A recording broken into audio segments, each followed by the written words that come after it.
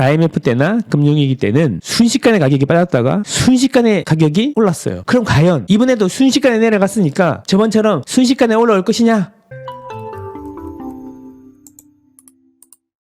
20억 두고 일진 일퇴 잠실 엘리트 19억대 매물 이제 안 보여요. 실거래가가 19억에 됐었는데 지금은 20억 초반에서 이제 실거래가가 일어나는 것 같고 매물이 없긴 없어요. 지금 잠실은 제가 보기에는 최저 실거래가 기준으로 해서 한 5천에서 1억 이상 오른 가격으로 거래가 되고 호가는 그 이상으로 나오는 것 같습니다. 근데 잠실만 그런 줄 알았더니 제가 관심 가지고 있는데 몇 군데를 매물 좀 확인해 봤더니 그런 지역에서도 5천만 원 이상 높은 실거래가들이 나오더라고요. 최저점 대비로. 11월 최저점이었던 것 같아.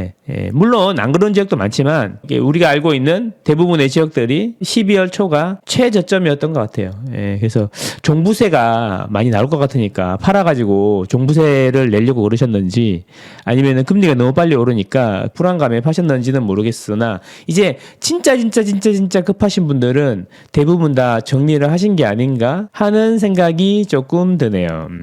제 경험을 말씀드리면 IMF 때도 그랬고 2008년 금융위기 때도 그랬고 공통점이 뭐냐면 금리가 엄청 빨리 올랐어. 금리가 엄청 빨리 오르면 집값이 급락하죠. 뭐 주식도 그렇고 급락을 하는데 금융위기 때나 IMF 때는 1년 만에 반등을 했어요. 이번에는 그러면 또 급반등하는 거야? 이런 생각을 할 수가 있을 것 같은데 항상 그렇지만 여러분 그때랑 지금이랑 무엇이 다른지를 항상 생각해 봐야 돼요.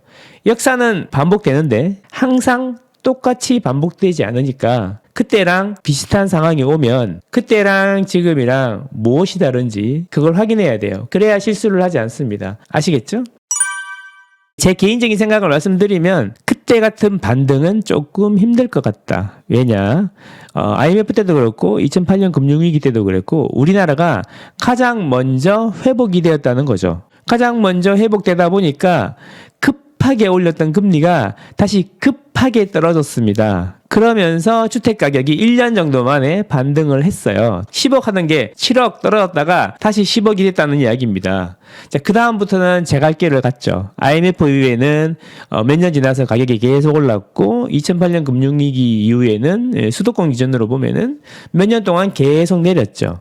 금리의 영향이 그치니까 자기 본연의 모습을 찾아갔다는 거죠. 자, 그러면 이번에는 금리가 급하게 올랐는데 그러면 IMF 때나 금융위기 때처럼 급 반등을 할 것이냐 궁금하잖아요. 그러면 그때랑 지금이랑 뭐가 다른지를 보면 그때는 시스템 위기, 금융위기, 외환위기 이런 걸로 우리나라에서 외화가 유출되는 걸 막으려고 금리를 급하게 올렸죠. 왜? 우리나라에 외국인들이 투자를 많이 했다가 우리나라가 되게 안 좋을 것 같아. 금융위기가 왔어. IMF가 올 것 같아. 그러면 어떻게 해요? 우리나라에 있는 자산들을 다 매도를 하면 현금이 생기는데 원화가 한국 돈이 현금으로 생기잖아요. 그러면 그거를 이제 자기 나라로 빼가야 되니까 달러로 급하게 바꾼단 말이야. 그러면은 달러 수요는 늘어나고 원화를 막 매도하고 달러를 사게 되는 거잖아. 그래서 원화 가격이 급락하게 되니까 금리를 확 올려가지고 야 은행에 넣어놔도 뭐 7%, 8%, 10%, 20% 줄 테니까 돈 바꿔가지 마라. 이런 식으로 되는 거죠. 그래서 금리를 급하게 올리고 그리고 그게 완화가 되면 급하게 내리게 됩니다. 자, 지금도 그러면 금리를 급하게 올렸는데 급하게 내리게 될 것이냐 이거 이야기잖아요. 그러면 여러분 생각은 어떠세요? 지금 금리를 급하게 올린 건 사실이고 급하게 올리면서 반대로 주가도 부동산도 급하게 내렸는데 그러면 한국은행이나 미국이 금리를 그러면 급하게 올릴 만큼 급하게 내릴 것이냐의 문제잖아요. 여러분들은 어떻게 생각하십니까?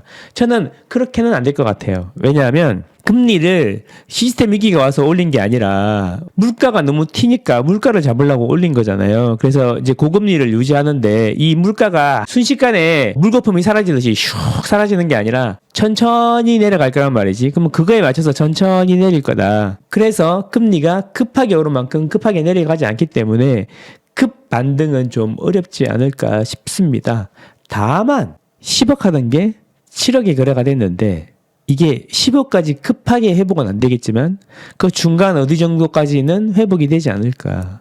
왜냐하면 팔아야 될 이유가 점점 없어지기 때문에 그런 거죠. 왜냐하면 급하게 팔라고 했는데 이제 들고 있어도 종부세도 조금 나오고 팔아도 양도세가 조금 나오긴 해서 팔라고 했는데 너무 떨어져가지고 남는 것도 별로 없고요. 이제는 팔지 말고 보유를 하자 이런 생각을 가질 수 있어요. 근데 중요한 건 뭐냐면 다주택자들이 많이 팔라고 했단 말이야. 그럼 다주택자들이 매물을 내놨는데 사실 안 팔렸잖아. 그래 안 되고.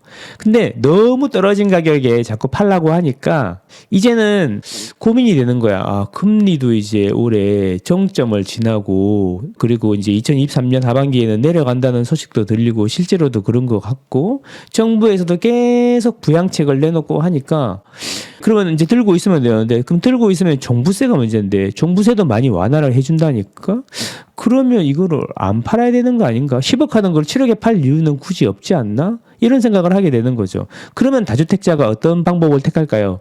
다주택자는 그 집에 살지 않아요. 살지 않아. 그래서 매도를 하지 않으면 전세나 월세로 내놓게 돼요. 그래서 전세 매물이 급증하는 거죠. 왜냐하면 월세를 넣으면 돈이 많이 들어가야 되잖아.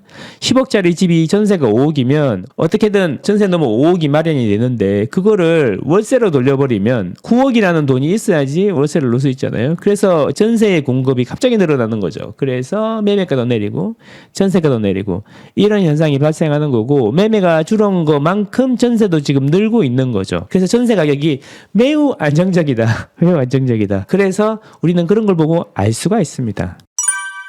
잠실 S 전용 84가 19억에서 21억 선에 실거래가 되었다는 거죠. 19억까지 내려갔었잖아요. 제가 말씀드린 거 최저 거래 금액보다 많이 올라와 있다 이런 거고요. 리센츠도 비슷하다. 최고가 대비 7억 빠졌다. 20억 이 전용 84 심리적 방어선으로 작용하는 거냐 이런 이야기도 있는데 심리적 방어선이 어디 있어. 안 팔리면 더 내려가는 거고 팔리면 올라가는 거지 뭐. 그죠? 그러니까 너무 많이 내리니까 반발 심리가 있는 거야. 여기는 이제 대기 수요가 있는 거지. 지켜보고 있는 사람이 있는 거죠. 지켜보고 있는데 가격이 자꾸 빠지다가 19억까지 내려가면은 그러면 17억? 18억? 이렇게 생각했는데 17억을 찍고 이제 올라가고 20억이 되니까 19억이 바닥이었네. 살 걸 그랬나? 또 있는지 물어볼까? 전화 한번 해보고. 지금 요런 상태이다라는 겁니다. 요런 상태. 근데 이제 결국에는 금리인데 금리가 올 봄에 안에 정점을 찍고 서서히 내려가지 않겠어요? 그래서 이게 서서히 회복될 것이다. 급반등이 일부 있을 수 있다. 그 원리는 설명을 드렸습니다. 10억 하는 게 7억이 됐는데 이게 바로 다시 10억이 되진 않겠지만 급매물들이 소화가 되고 나면 7억 5천, 8억, 8억 5천 이렇게 올라오는 속도가 의외로 빠를 수도 있다. 이런 말씀 드렸습니다.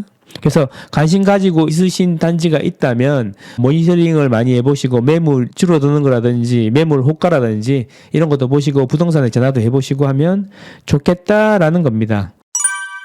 결국에는 여러분 금리인데요. 금리 이야기 한번 해볼게요. 이제 지겨울 정도로 많이 하긴 했는데 알아야 되기 때문에 내년 금리 인상이 한 번일지 두 번일지 결국 물가에 달렸다라는 거죠. 어차피 물가 잡으려고 금리를 올렸으니까 물가가 잡히면 금리도 정점을 찍고 내려올 것이다. 이런 이야기인 거죠. 자, 12월 소비자 물가 상승률이 전년 동월 대비 5% 상승했다. 이런 이야기네요. 12월 통계청 소비자 물가 상승률이 발표된 가운데 새해 한국은행의 통화정책에 관심이 모아지고 있다. 저는 이게 한국은행의 통화정책에 관심을 가지지 말고 미국의 통화정책에 관심을 가져야 되는 거 아닌가. 우리 자체는 경제성장률도 그 다른 나라들에 비해서 좀 높고 선진국들에 비해서 좀 높고 그리고 물가도 되게 안정적이란 말이야. 다른 선진국들에 비해서. 근데 이게 미국이 올리면 어쩔 수 없이 맥살 잡혀서 끌려서 올라가는 게 문제인 거죠. 이 금리 이게 역전되면은 다 돌아가시는 줄 알았잖아. 지금 금리 역전돼 있어. 얘네들은 4.5야. 4.5고 지금 3.25 높아. 그럼 나라가 망했어. 그래서 안 망했다니까. 자, 2020년 전반에도 미국이 더 높았어. 우리보다. 안 망한다니까. 금리가 역전됐다고 무조건 망한다. 이런 공식을 갖고 있으면 안 돼. 그래서 미국이 어떻게 할 거냐 하는데 이제 신문에 보니까 당장 뭐 올 초에 더 올라간다더니 막 그랬었는데 막상 오래되니까 이제 파월이 금리 안 내릴 거다라고 했던 말을 이제 월가에서 믿지 않기로 했다. 이런 거죠. 그래서 이제 그동안에 뭐라 그랬어요? 긍정적인 이야기를 하면 파월이 요거 봐라. 희망회로를 돌리네. 가차없이 독설을 막 퍼부었는데 그것도 이제 한두 번이지 몇 번 하고 나니까 요거 봐라. 독설 저거 안 먹히네. 이거 말로만 그러는 거지 하기 쉽지 않겠네. 이런 거를 알아버렸다. 있다라는 겁니다. 그래서 우리 예상대로 내년 봄이 정점을 찍고 한참 옆을 그리다가 서서히 하반기 되면 내려가지 않을까. 그래서 금리의 영향으로 많이 힘드신 분들이 이제 올 봄까지 깔딱고개를 잘 넘기면 되지 않을까. 그래서 제가 작년에 말씀을 드렸던 게 금리는 1% 더 올라간다는 가정하에 상한 계획이라든지 이런 걸 세우시면 될 것 같다라고 말씀을 드린 겁니다. 어쨌든 내년 초에도 5% 안팎의 물가가 전망된다 이런 이야기고요. 예, 그래서 이게 물가가 또 계속 고공행진을 할 수는 없거든. 금리가 지금도 부담스러운 수준은 맞죠. 부담스러운 수준은 맞는데 이게 물가가 꺾이고 나면은 이 경제 성장률보다 올해 경제 성장률 예상치가 정부 예상치가 1.6%인데 지금 3.2면 2배란 말이에요. 2배. 경제 성장률보다 2배 높은 이 기준금리를 실제 금리는 몇 프로겠어요. 좋게 봐도 6% 정도 된단 말이지. 그럼 6%인데 경제 성장률이 1.6%야. 한 4배 이상 높은 거잖아요. 이게 올해 유지되는 게 이상한 거고 이걸 올해 유지하면 침체가 오니까 오히려 더 빨리 내릴 수 있다라는 겁니다. 그런 이야기 알고 있어야 된다. 결국 정리하면 올해는 물가 정점을 보게 될 것이고 내려가는 것도 보게 될 것이다. 그에 따라서 지역별로 부동산이 반등의 조짐이 보이는 데도 있을 거고 안 보이는 데도 있을 거다. 결국 지역별 수급이나 그 지역의 특징에 맞춰가지고 시장이 변할 거다. 이런 말씀 계속 드리고 있습니다. 참고하세요. 네, 오늘도 좋은 하루 되시고 망고쌤은 여러분과 여러분 가족의 행복을 응원합니다. 안녕.